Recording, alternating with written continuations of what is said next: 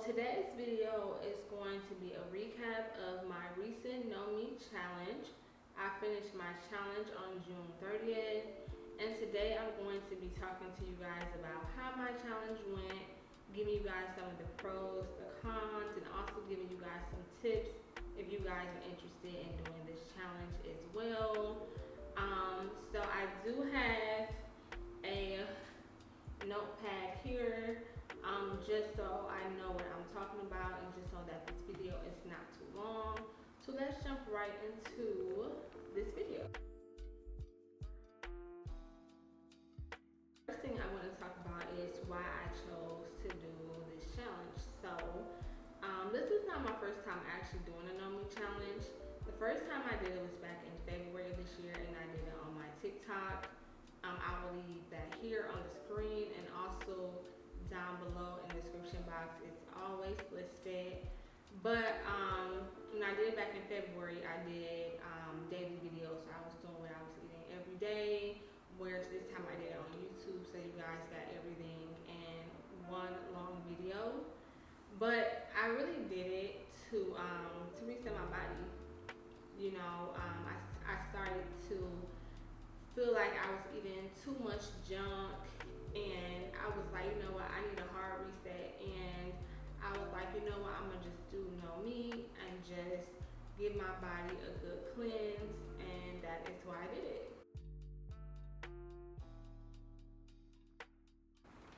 So next, I want to go into the cons. I have pros as well, but I just want to get the cons out of the way. So the first con is that you may spend more money on groceries. So this whole challenge, I spent $186.75 for a total of 4 weeks. So week 1, I spent $71.39. Week 2, I spent $33.82. Week 3, I spent $37.47, and the last week I spent $44.07. So that totals $186.75. So I didn't do so bad, but I learned a lot from the first time around. When you are buying a lot of fresh fruits, fresh vegetables, fresh produce in general, it can add up very fast.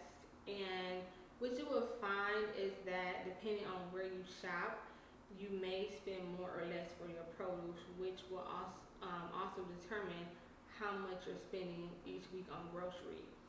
So I would say average, I spend about maybe 40 to 50 a week on grocery.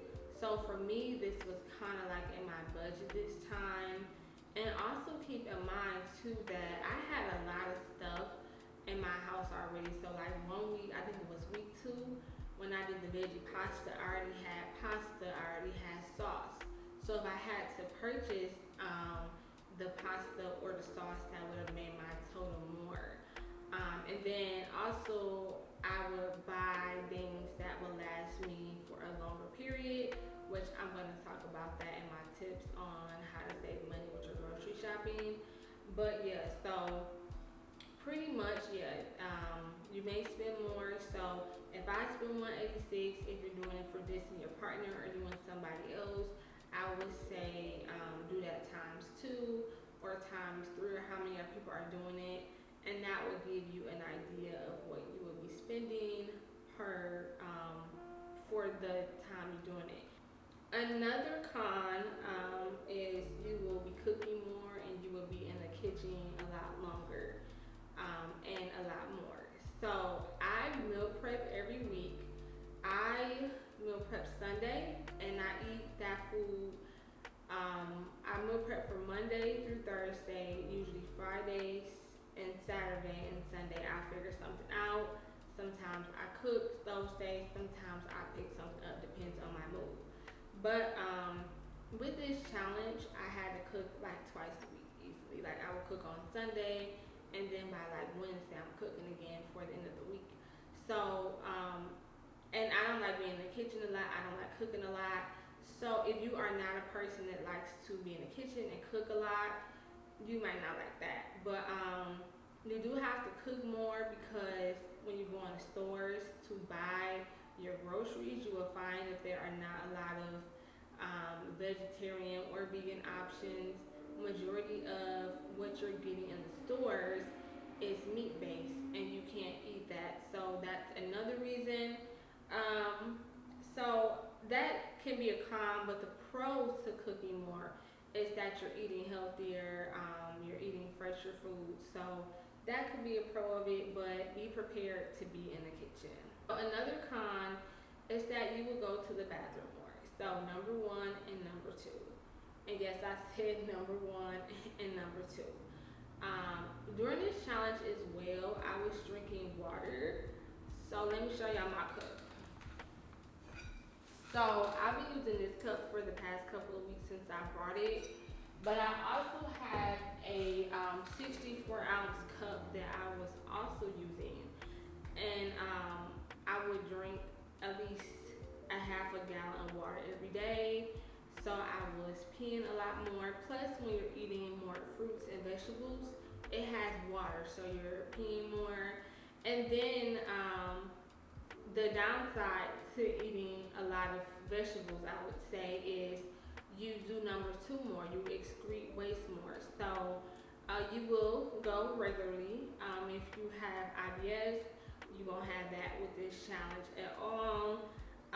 So yeah. Just be prepared to go to the bathroom more. It's not excessively, but you will go more. Another con, which goes along with, what I just touched on going to the bathroom more, you may have gas. So the first time I did this challenge, I had really bad gas. This time I did not have gas, thank God. I didn't have that, but be mindful of what you're eating. So when you're eating a lot of vegetables, a lot of green vegetables especially, it can make you gassy. Also, stay away from foods that make you gassy. So if you know that beans will cause you to have gas, don't eat a lot of beans. So that is the potential. You could possibly have, those more bodily functions such as gas. Another con is you have to eat more to get full, and you would eat more throughout the day. So this kind of ties back into like your grocery spending. When you're buying your groceries, you have to buy enough so that you're getting full throughout the day. So I would eat in the morning, and I have a sit down job, so I snack all day. But I will always have fruit, maybe a yogurt, a smoothie. I will always be eating something because I feel hungry. When you're eating fruits and vegetables, they're filling, but you do have to eat more of it to get full. So you have to kind of find foods that fill you up a little bit more. But another thing, just be prepared to eat more. If you find yourself snacking all day, that may be the case, but it's okay because as long as it's a semi-healthy snack, and keep in mind vegetables and fruit don't have like a whole excessive a lot of calories, you will be okay. So it will even itself out.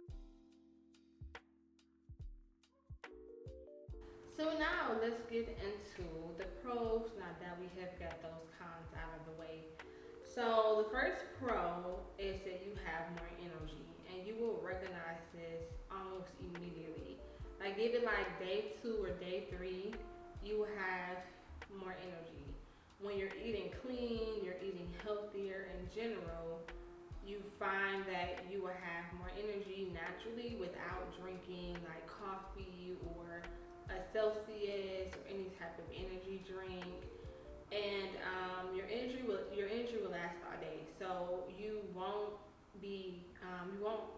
have periods during the day where you crash. So say you crash around like 3 o'clock, you won't feel that crash. You'll still have that energy. Now I'm not gonna lie, there were some days I was just tired because I didn't get enough rest. But that's the only reason. But as long as I got enough rest, I had a lot of energy, and I think I had coffee maybe once or twice just because I wanted it, but I didn't necessarily need it. Another pro is that it will clear up your skin. So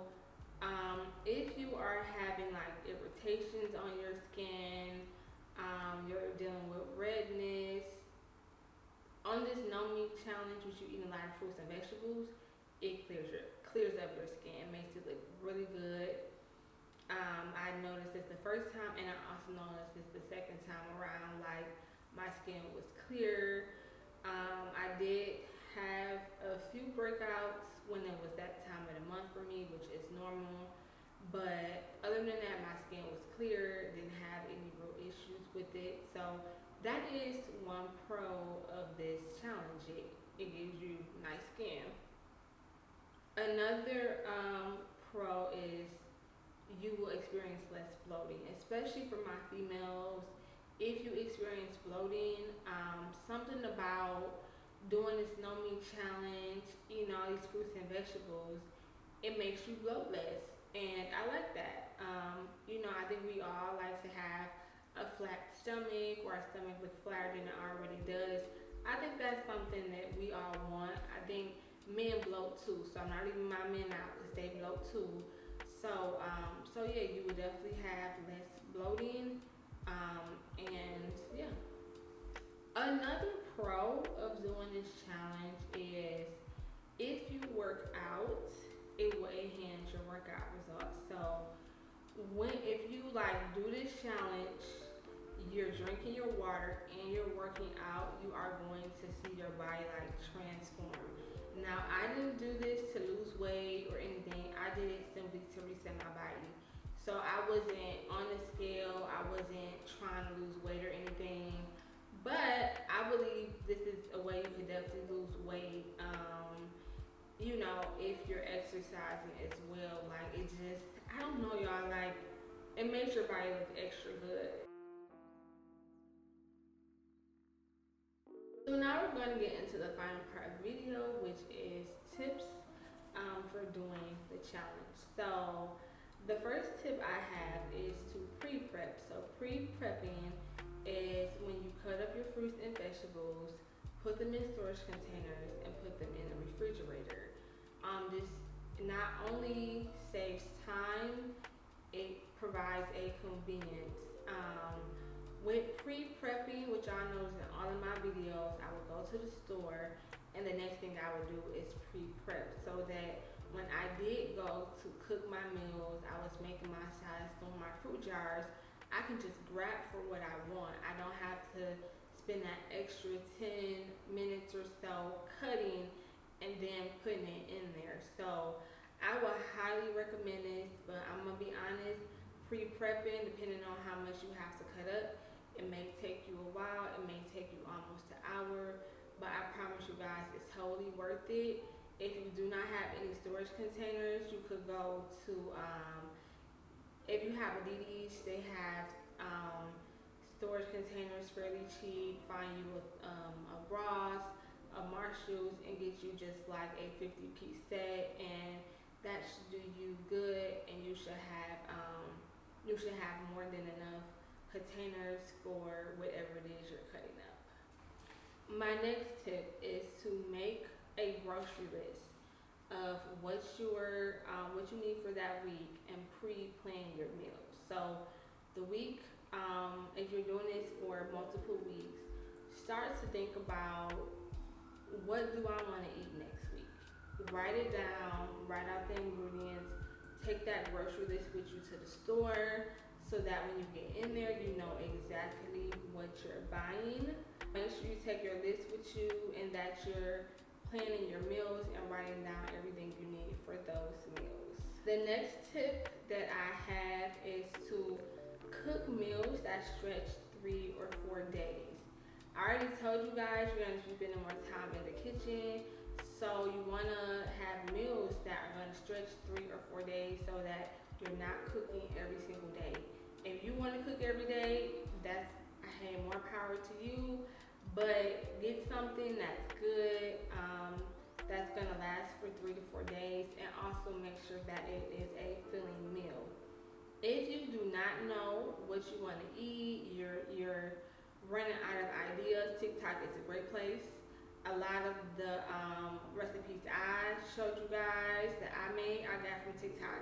So go on TikTok, do no meat challenge, do I do black people in my search.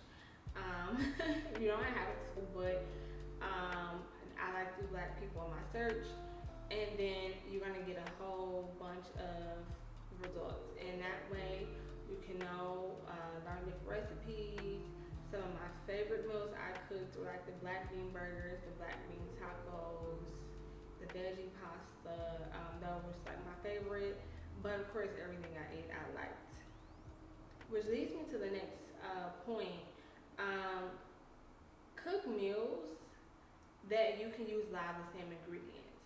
So that way you're not buying a whole bunch of extra stuff, and you're not buying stuff you're not necessarily going to use. So I used a lot of zucchini, squash, bell peppers, and I kept the mushrooms. I think it was a couple times I didn't have mushrooms, but those were the basics I used in pretty much everything I cooked.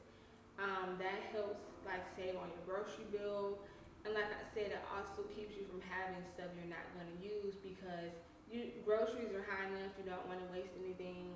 So if you're just getting things that require the same ingredients, it makes sure your life a lot easier when it comes to shopping. So next, the next tip is to pick a grocery store that is reasonable, where you can get more for your money, more bang for your buck.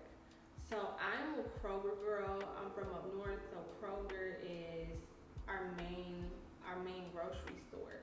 So I do a lot of shopping at Kroger. I use my digital coupons, which I have told you guys about.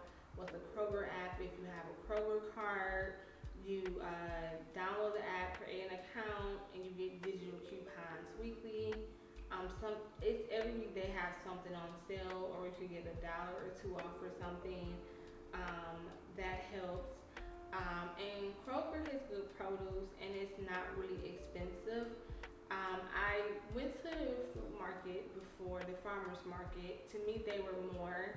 When I went there the first time I did the challenge, and when I tell you I spent way more at the farmers market, no, so I don't go there anymore.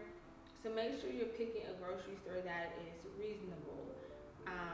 Publix has buy one get one. I'm not a Publix shopper, but they have BOGO, so sometimes they may have things you need on sale for the BOGO. So look into Publix if you're a Publix shopper. Aldi's has good produce, they have good vegetables. I don't care for their pineapple, it's a little too sweet for me. But everything else at Aldi's is pretty good. Aldi's also has snacks for cheaper, which you want to make sure you're getting snacks, healthy snacks if possible. Y'all probably saw me get like chips and ice cream here and there, but they also have snacks that are reasonable. So Aldi's is a great place to shop for snacks and fruits. And Walmart is decent too. Some stuff I did go to Walmart for here and there, but I would say just shop where you're comfortable. If you want to go to Publix for everything, that's fine. I don't recommend like Trader Joe's or Whole Foods for this, because Trader Joe's, you may not find everything you need, and it's going to be expensive. Same with Whole Foods. So you may find everything you need at Whole Foods, but you're going to pay more. So just make sure you're grocery shopping where you can get more for your money, because I mean, if you can save a couple of dollars, then why not? So those are the main tips that I will give if you are going to do this challenge. Another tip I would just say is just drink a lot of water. It's gonna help you feel full as well. If you're drinking a lot of water, it's gonna help you flush out your system. If that's what you're, if that's why you're doing the challenge, to flush out your system, then make sure you're drinking a lot of water. But that's pretty much all I have for this video. I just wanted to come share with you guys my experience with it. I honestly had a really good experience, so I definitely plan on doing this again. Probably a couple of months closer to my birthday, I'll end up doing it again, maybe like October, something like that. But yeah, I would say if you want to do this challenge, do it. You don't have to do it for a whole month. Do it for a couple of days. Do it for a 2 weeks. Do whatever, start out slow if you don't feel like you can do the whole month. And also, if you start the challenge and you can't finish it, it's okay. Like, build your tolerance up to it. If you're a meat eater, it can be hard to give up meat, like completely cold turkey. But oh, I just thought of something too, y'all.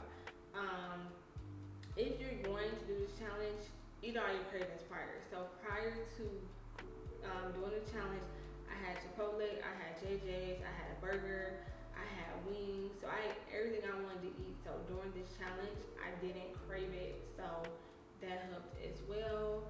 But I hope that you guys have enjoyed this video.